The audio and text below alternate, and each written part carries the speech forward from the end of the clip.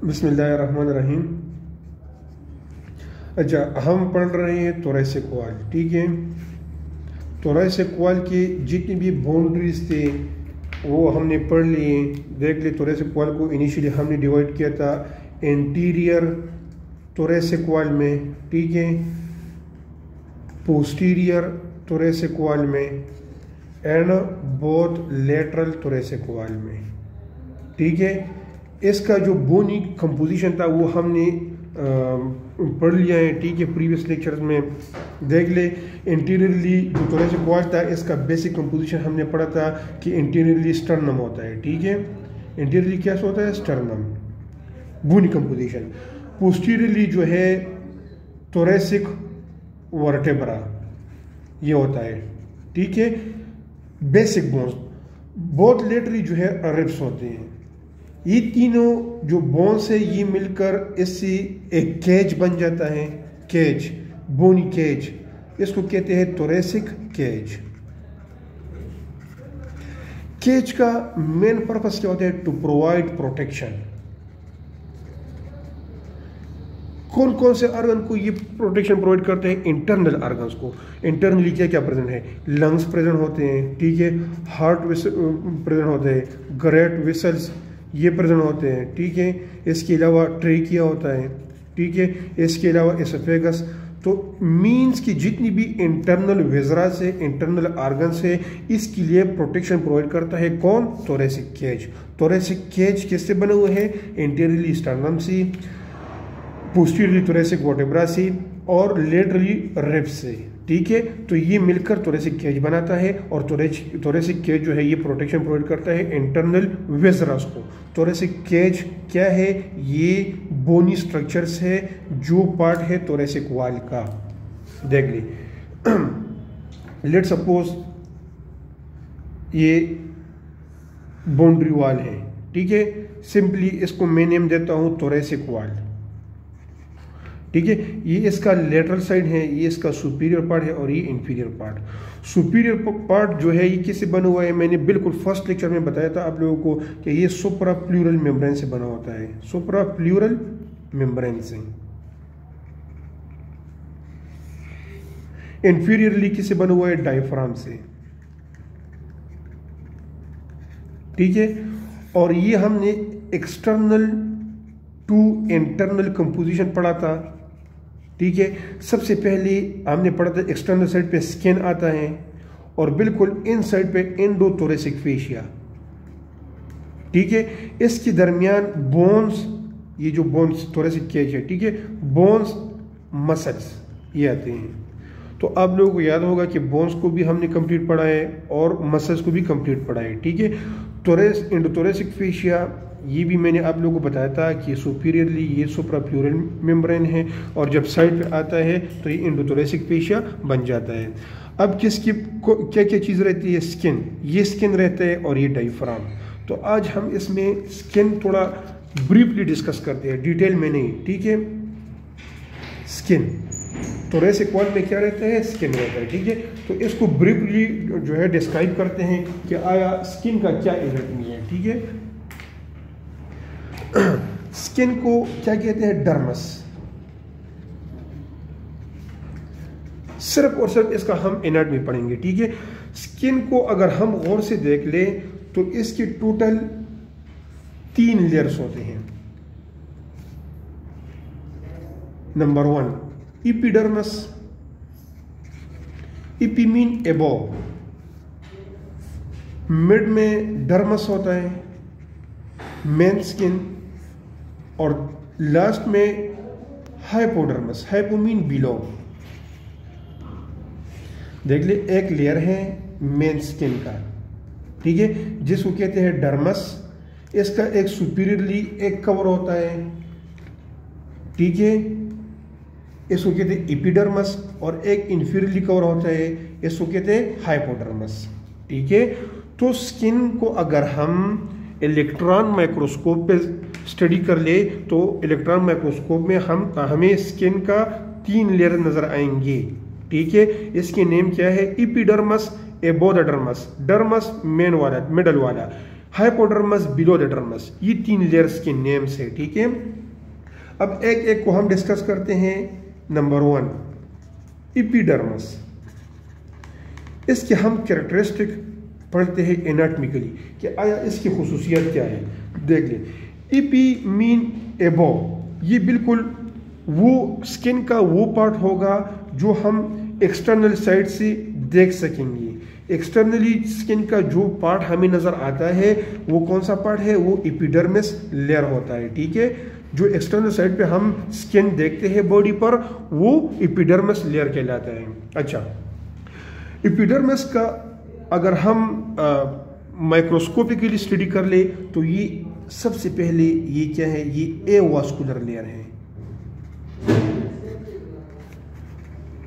Vessels, vascular system, cardiovascular system में जो है आप लोगों को पढ़ाऊंगा, लेकिन फिलहाल ये जहन में रख ले कि हर सेल्स को हम कहते हैं कि बॉडी जो है सेल की कंपोजिशन से बनती है। सेल्स कंबाइन, सबसे पहले क्या कंबाइन होता है, सेल्स, डिफरेंट सेल कंबाइन होता है, फिर ये क्या बनाता है, टिश्यू बनाता है, फिर टिश्यू कंबाइन हो के आर्गन बनाता है, फिर आर्गन कंबाइन हो के सिस्टम्स बनाते हैं, फिर सिस्टम कंबाइन हो के इसी बॉडी बन जाती है, ठीक है। तो सेल क्या है, ये एक बेसिक यूनिट है। तो हर सेल्स को जो है न्यूट्रिएंट्स की सप्लाई होती है। हर सेल्स को किसकी सप्लाई होती है, न्यूट्रिएंट्स, खुराक की सप्लाई होती है। और सेल का खुराक क्या है, कौन ले आता है, वो ब्लड ले आता है, ठीक है। तो जितनी भी सेल्स है एपिडर्मस लेयर में, ठीक है, इसको न्यूट्रिएंट्स मिलती हैं, लेकिन प्रॉपरली यहां पर ब्लड सप्लाई नहीं होती प्रॉपरली, किसी वेसल्स के जरिए। ना यहाँ इसी लेयर में कोई आर्टरी प्रेजेंट होती है, ना इसी लेयर में कोई वेन प्रेजेंट होता है, ठीक है। तो आप लोगों ने जहन में रखना है कि एपिडर्मस स्किन का वो लेयर है जहाँ पर प्रॉपर ब्लड सप्लाई नहीं होती। यहाँ पर प्रॉपरली जो न्यूट्रिएंट्स जो है नहीं आती with the help of artery और वेन। तो a mean absent, vascular mean vessels, artery and vein. तो इसी लेयर में क्या स्पेसिफिक कैरेक्टरिस्टिक है कि इसी लेयर में कोई वेसल्स नहीं है, ना आर्टरी प्रेजेंट होती है, ना वेन। तो हम इस तरह कह सकते हैं कि एपिडर्मिस स्किन का एवास्कुलर लेयर है। ये क्या है, ये एवास्कुलर लेयर है, यहाँ पर कोई वेसल प्रेजेंट नहीं है। अच्छा, अगर ये देख ले, मैंने यहां पर आप लोगों को 3 लेयर्स ड्रा की थी, 3 लेयर्स।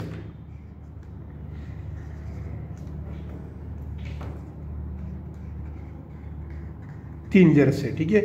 ये कौन सा लेयर है, एपिडर्मस, ये डर्मस और ये हाइपोडर्मस।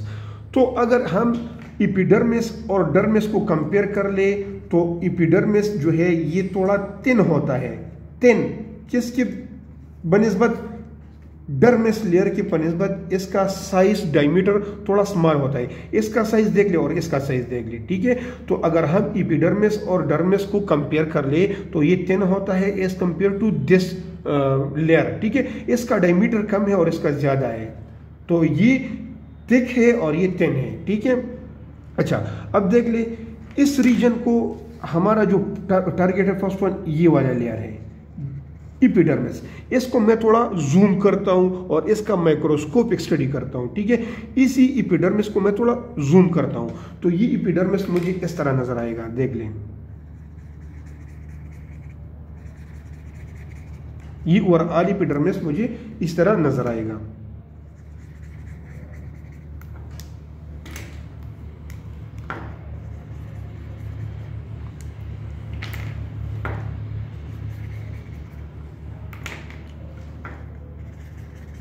देख ली, ठीक है।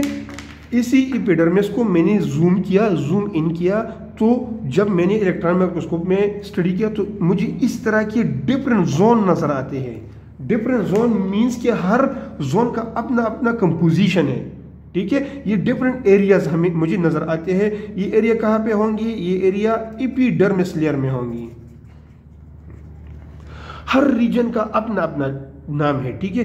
जो फर्स्ट वन रीजन है, या यहां से हम स्टार्ट कर दें, जो लास्ट वन रीजन है बिल्कुल लास्ट में, ये बिल्कुल एक्सटर्नल साइड पे होगा और ये बिल्कुल इंटरनल साइड पे होगा। मींस कि ये लेयर कनेक्ट होगा आगे किसके साथ, डर्मिस लेयर के साथ, ठीक है। ये वाला लेयर इसको कहते हैं स्ट्रेटम, स्ट्रेटम, स्ट्रेटम बेसिली, ठीक है।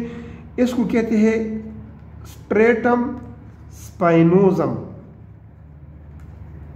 इसको कहते हैं स्ट्रेटम ग्रेन्यूलोजम, ग्रेन्यूलोजम, इसको कहते हैं स्ट्रेटम ल्यूसिडम, और इसको कहते हैं स्ट्रेटम कार्नियम।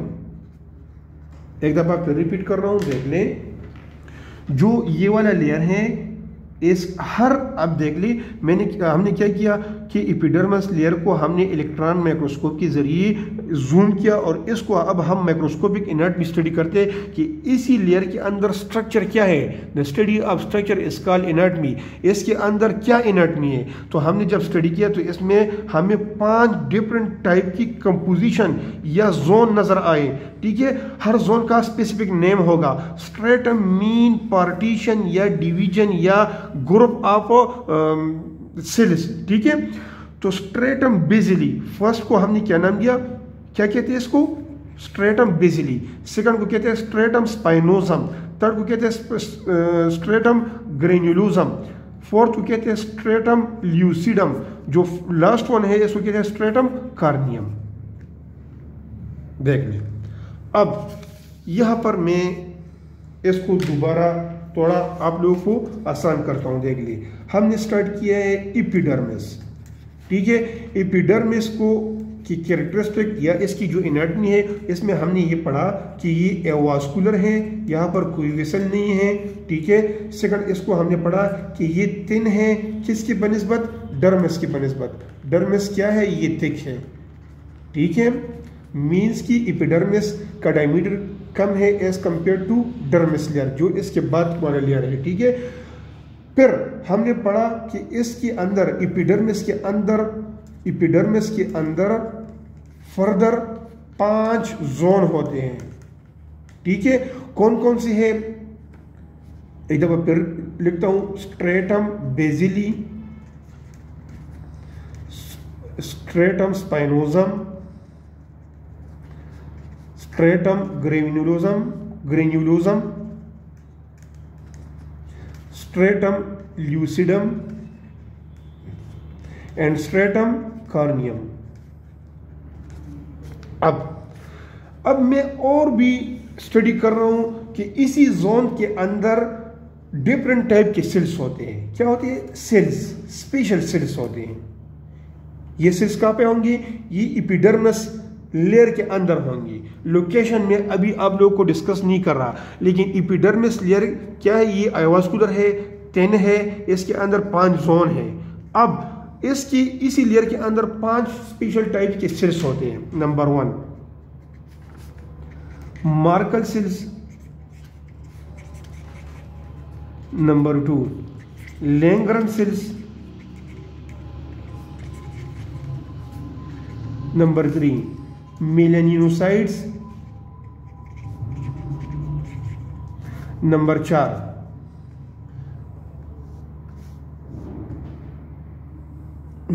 कौन सा है, देख लें। Merkel cells, Langerhans cells, melanocytes and चौथा कौन सा होगा,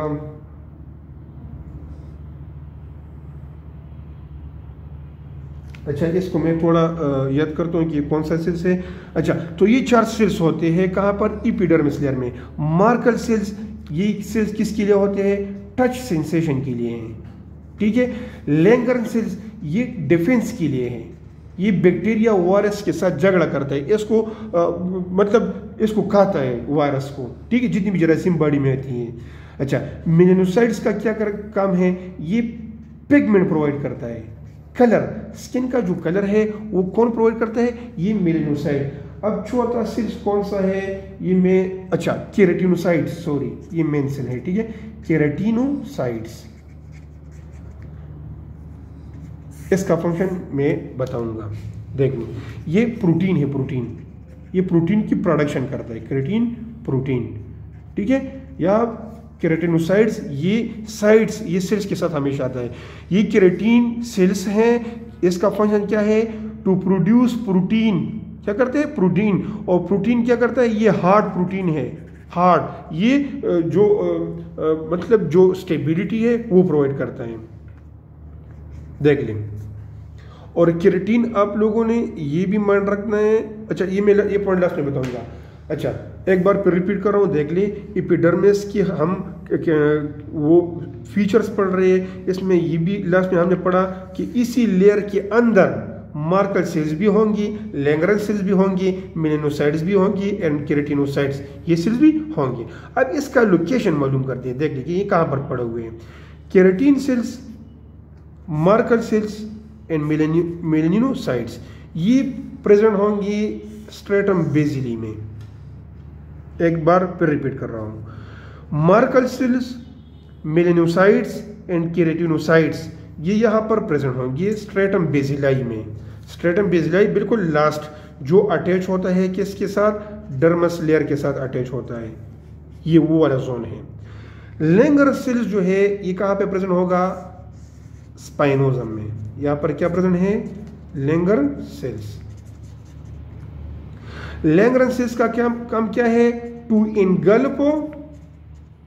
इनगल्प पैथोजन, मीन्स कि जितनी भी बैक्टीरिया, वायरस या फॉरेन बॉडी आती है बाहर से, एक्सटर्नल साइड से बाहर जब बॉडी में जाती है तो वो स्किन के थ्रू जाती है, तो वो क्या करता है? लैंगरन सेल इसको खा लेता है, इसको हड़प लेता है। ठीक है, इनगल्प मीन हड़प करना, खा लेता है। अब देख ले, ये देख ले, यहां पर मार्कर सेल्स भी हैं, मेलानोसाइट्स भी है एंड केराटिनोसाइट्स भी हैं। ठीक है। अच्छा, इसका फंक्शन मैंने आप लोगों के साथ डिस्कस किया कि लैंगरन सेल्स का फंक्शन क्या है। ये डिफेंस जो है वो करता है बॉडी का। ठीक है, जो पैथोजन है इसको हड़प लेता है। मार्कर सेल्स क्या है?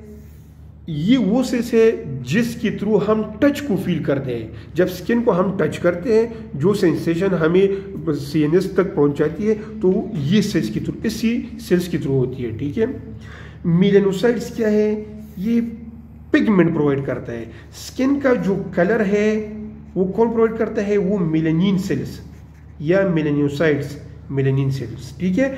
अब जिस स्किन में मेलानिन का जो प्रोडक्शन है वो जब इंक्रीज होगा, वही स्किन क्या होगा? डार्क होगा। जिस स्किन में मेलानिन की प्रोडक्शन ज़्यादा होती है तो उस स्किन का कलर डार्क नज़र आएगा हमें।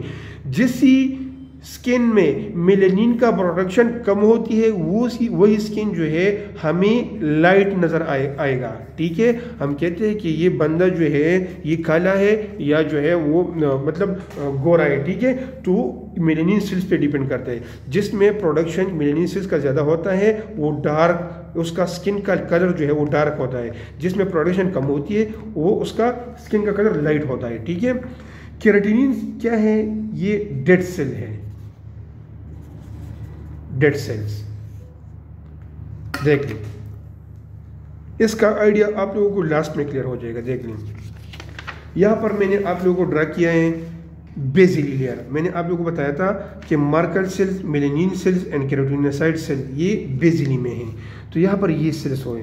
ठीक है। यहां पर इन सेल्स की प्रोडक्शन भी होती है। देख लें, अब मेलानिन, ये फॉर एग्जांपल मेलानिन सेल्स हैं। ठीक है। यहां पर ये मार्कर सेल्स हैं। ठीक है। ये क्या है? केराटिन सेल्स हैं। अच्छा, अब लैंगरन सेल्स कहां पे है? ये बिल्कुल स्पाइनोजम में है, सेकंड वाली लेयर में। ठीक है। ग्रेन्युलोजम, अब देख ले, केराटिनिन जब यहां पर इसकी प्रोडक्शन होती है तो ये टाइम के साथ साथ ऊपर ये ट्रांसफर होता है। देख ले, अब केराटिन सेल्स की प्रोडक्शन यहां पर हो गई बेसिली में, तो ये सबसे पहले इसी लेयर में आएगा, स्पाइनोजम में, फिर आएगा ग्रेन्युलोजम में, फिर आएगा ल्यूसीडम में, फिर आएगा कॉर्नियम में। ठीक है। तो मीन्स की बेसिली से ये ट्रांसफर हो रहा है कहां पर? कॉर्नियम में। तो इसकी ट्रांसफॉर्मेशन में तकरीबन 30 से लेकर 40 डेज लगते हैं। ठीक है, कि इनिशियली केराटिन सेल्स जो है यहाँ पर प्रोड्यूस हो रही है और फिर जाता है बिल्कुल टॉप पे। तो इसकी ट्रांसफॉर्मेशन में इसकी जो मीन्स की जो ट्रांसफरिंग है फ्रॉम बेसिली टू कार्नियम, इसमें टोटल डेज कितने लगते हैं, 30 से लेकर 40 डेज तक का टाइम लगता है। देख लीजिए, इनिशियली बेसिली से ये स्पाइनोजम में आता है, फिर ग्रेन्युलोजम में, फिर ल्यूसिडम में और फिर लास्ट में कार्नियम में। देख लें, अब ये जितनी भी लेयर्स है इसको प्रॉपर ब्लड सप्लाई नहीं है। ये हमें सबको पता है कि ब्लड सप्लाई इसको नहीं है, मींस कि इसी सेल्स को प्रॉपर न्यूट्रिशन नहीं मिल रही। अब बेसिली में क्या है, केराटिन है, ठीक है, मेलानोसाइट्स है एंड मार्कर सेल्स है। इसको ब्लड नीचे से मिल रही है। नीचे कौन सा लेयर है, डर्मस लेयर। मतलब यह है कि डर्मस लेयर को जो ब्लड आती है तो डिफ्यूजन एक प्रोसेस है जो हाई कंसंट्रेशन से लो कंसंट्रेशन में ट्रेवलिंग करती है, ठीक है। तो डर्मस लेयर को जो ब्लड सप्लाई है तो ये लेयर क्या करता है, ये एपिडर्मस लेयर अपने लिए जो ब्लड है जो न्यूट्रॉन्स है इसी लेयर से ले लेते हैं। प्रॉपर इसका ब्लड सप्लाई नहीं है, लेकिन ये ब्लड लेता है कहाँ से, डर्मस नीचे लेयर से। देख ली, अब केराटिन क्या करता है, ये ट्रांसफर हो रहा है टाइम के साथ साथ, ठीक है। बेसिली में इसको प्रॉपर न्यूट्रिशन मिल रही है, ब्लड मिल रही है। जब यहाँ पर आता है तो तब भी इसको थोड़ा बहुत खुराक मिल रहा है, यहाँ पर आते हैं तब भी इसको खुराक मिल रहा है। जब ये टॉप पे आ जाते हैं तो केराटिन जो है ये प्रॉपरली ब्लड को रिसीव नहीं करता, तो ये किस में, डेड सेल में ये डिवाइड हो, मतलब कन्वर्ट हो जाता है, डेड सेल्स। अब यहाँ पर जो केराटिनिन सेल्स जब कार्नियम में प्रेजेंट है ये सारे डेड सेल्स हैं, ठीक है। तो यहाँ पर स्किन को अगर हम देख लें तो यहाँ पर कभी कभार जो है इसी को हम मतलब रिमूव भी कर सकते हैं, डिस्क्रिमिनेशन इसको कहते हैं, ठीक है, रिमूव भी कर सकते हैं। तो ये सारे डेड सेल्स होते हैं, ठीक है। अब ये ग्रेन्युलोसम ये वाला लेयर, ठीक है, या और डिटेल में नहीं जाता, बस यहाँ पर यहाँ तक पढ़ लिए भी कर दिए। लेकिन इंपॉर्टेंट पॉइंट जो है ये देख ले, ये वाला लेयर, टॉप वाला लेयर कार्नियम है, कार्नियम से बिल्कुल नीचे ल्यूसीडियम। ल्यूसीडियम जो है ये आम स्किन में प्रेजेंट नहीं होगा, ये सिर्फ और सिर्फ सोल में और पाम में प्रेजेंट होगा, ठीक है। ल्यूसीडियम जो जोन है ये सिर्फ जो सोल और पाम और जो फुट का सोल है इसी स्किन में ये वाला जोन प्रेजेंट होगा, ठीक है। बाकी जितनी भी स्किन है बॉडी में, चाहे वो थोरेसिक रीजन में है, एब्डोमेन रीजन में है, पेल्विक रीजन में है, अपर लिम्ब में है, लोअर लिम्ब में है, हेड एंड नेक में है, सब में 4 जोन होंगी। एपिडर्मिस में 4 जोन होंगी, लेकिन पाम और जो सोल है इसमें 5 जोन होंगी। ल्यूसीडियम जो है ये एब्सेंट होगा बाकी स्किन में, जो स्किन सोल पर है और पाम पे है वहां पर प्रेजेंट होगा। बस और मैं डिस्कस नहीं करना चाहता, ये काफी है, ठीक है। अच्छा, तो हमने एपिडर्मिस कंप्लीट कर लिया, थोड़ा बहुत जो इसमें ज़रूरी बातें थी वो हमने डिस्कस कर ली। अब बारी आती है डर्मिस की। तो डर्मिस इसका क्या फीचर है कि ये सेकंड वन लेयर है, थर्ड ये प्रॉपर वास्कुलर लेयर है, मींस कि यहां पर ब्लड आएगी और जाएगी भी, ठीक है, with the help of arteries veins, ठीक है। इसका जो डायमीटर है वो थिक होगा। अब यहां पर हमने पढ़ा था कि इसमें टोटल 5 जोन होते हैं, तो जब हम इसको थोड़ा जूम कर ले तो इसमें टोटल 2 जोन्स प्रेजेंट होते हैं, 2 जोन। एक को हम कहते हैं पेपिलरी डर्मस और सेकंड को कहते हैं रेटिकुलर डर्मस, ठीक है। अब ये देख ले, एपिडर्मिस में हमने 5 जोन पढ़ ली। 1 2 3 4 5, ठीक है। ये क्या था, ये एपिडर्मिस था। अब डर्मिस जो है इसमें टोटल कितने जोन होते हैं, 2, 1 और 2, ठीक है।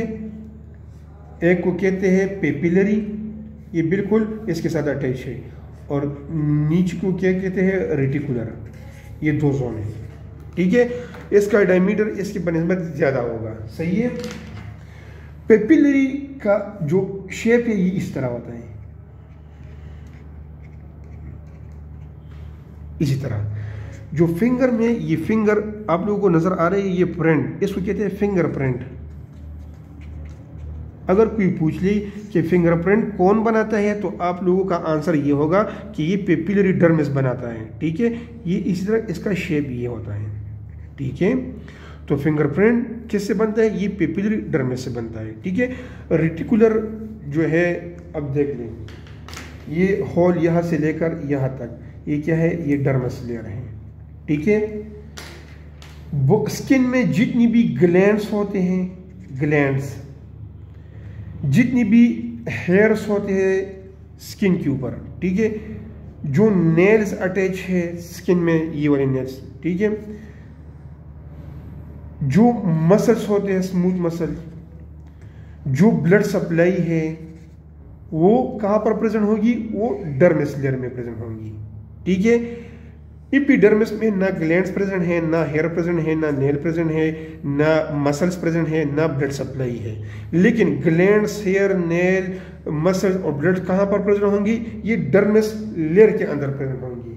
अगर ग्लैंड्स को हम सुपरफिशियली डिस्कस कर ले तो इसमें सीबेशियस ग्लैंड आते हैं।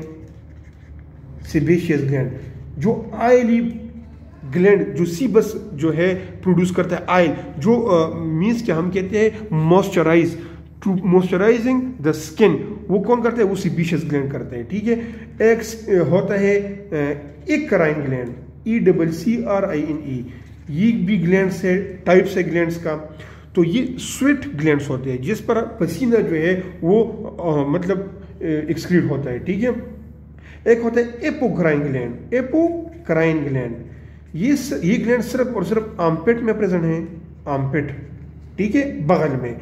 और एक ग्रोइन एरिया, ग्रोइन एरिया जहां पर रिप्रोडक्टिव सिस्टम है, ठीक है, वहां पर ये ग्लैंड प्रेजेंट होते हैं, ठीक है।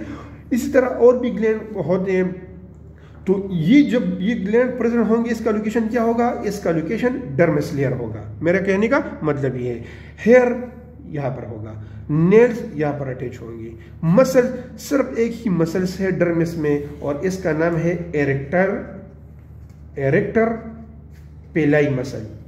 ये एक स्मूथ मसल है, ठीक है, arrector pili muscle.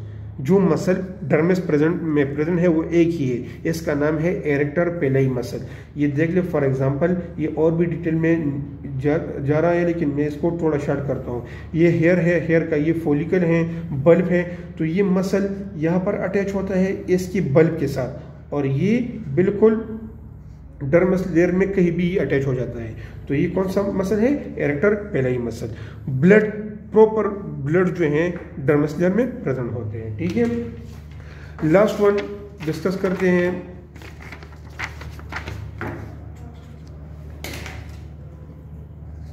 Hypodermis. Hypodermis layer सिर्फ और सिर्फ यहां पर फैट्स प्रेजेंट है, फैटी लेयर है ये। एपिडर्मिस, डर्मिस और नीचे क्या प्रेजेंट है, हाइपोडर्मिस में सारे फैट्स प्रेजेंट हैं। इसका जो थिकनेस है ये वेरिएटेड है, ये डिफरेंट है। क्या है, वेरिएटेड है। ऐसे बॉडी में ऐसे रीजन आते हैं वहां पर ये बिल्कुल थिन बन जाती है, और ऐसे रीजन भी आ जाते हैं जहां पर वो बहुत थिक हो जाता है। ये फीमेल में ये जो लेयर है ये बहुत थिक होता है, जहां पर जो सब टिश्यू है वहां पर ये लेयर बहुत थिक होता है, ठीक है। मेल में थिन होता है और फीमेल में ये थिक होता है। जो ब्रेस्ट रीजन है जहां पर स्किन है, ठीक है, वहां पर मीन्स जो एब्डोमिन रीजन है फीमेल का, वहां पर ये लेयर थिक है। तो मीन समरी ये बनता है कि जो हाइपोडर्मिस है इसी का डायमीटर हम इस तरह नहीं कह सकते कि ये थिक है या थिन है, तो हम ये कह सकते हैं कि ये वेरिएटेड है। मेल में ये मेजॉरिटी ये थिन होता है और फीमेल में ये थिक होता है। ठीक है, बस ये स्किन था, इसका एनाटमी था। और अब जो लास्ट पोर्शन है डायफ्राम रहता है।